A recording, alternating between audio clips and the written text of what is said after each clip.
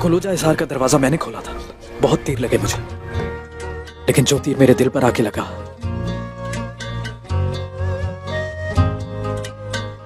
वो तुम्हारा था।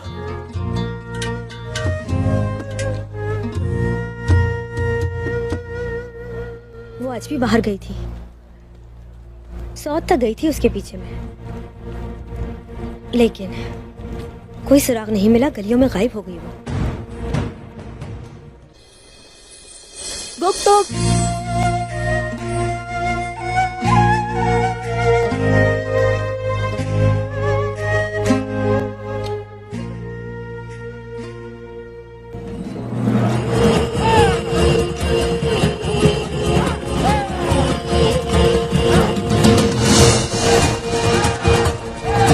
बहुत ही अजीम जंग होगी।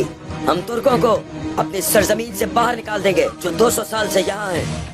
मकदूनिया से कमक दस्ता आने तक हम तुर्कों को दचका लगाने के लिए एक खूनी खेल शुरू करेंगे। हम उन्हें कदम ब कदम अपने घात पे फंसाएंगे।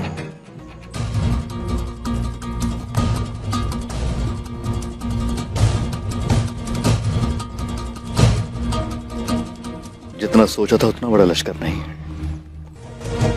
गुंदूज भाई, आप क्या सोच रहे हैं? आपको क्या शुबा है उस्मान साहब? निकोला और दोकास इस लश्कर के सरबराह नहीं है।